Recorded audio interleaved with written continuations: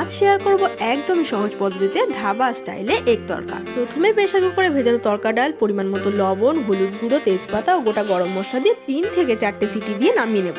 কড়াইতে সরিষার তেল গরম করে গোটা গরম মশলা, থেতো করা সাদা গোলমরিচ ও জিরে ফোড়নে দিয়ে রসুন কুচি, আদা কুচি ও পেঁয়াজ কুচি দিয়ে একটু নেড়ে চেড়ে দিয়ে দেবো লঙ্কা কুচি, টমেটো কুচি, পরিমাণ মতো লবণ, হলুদ গুঁড়ো, জিরে ধনিয়া গুঁড়ো ও 2টো ডিম দিয়ে ভালো করে কষিয়ে জল সমেত সেদ্ধ করা তড়কা ডালটা দিয়ে ভালো করে মিশিয়ে 5 মিনিট ঢাকা দিয়ে ফুটিয়ে নেব। এখন ঢাকা উল্টে একটা হাতার সাহায্যে ডালগুলিকে একটু ঘুটে নিয়ে দিয়ে দেবো পরিমাণ মতো লবণ, গরম মশলার গুঁড়ো ও ধনিয়া পাতা কুচি। ব্যাস, এবারে সবকিছুকে ভালো করে মিশিয়ে নিয়ে অন্যদিকে একটা তরকা রেডি করে নেব।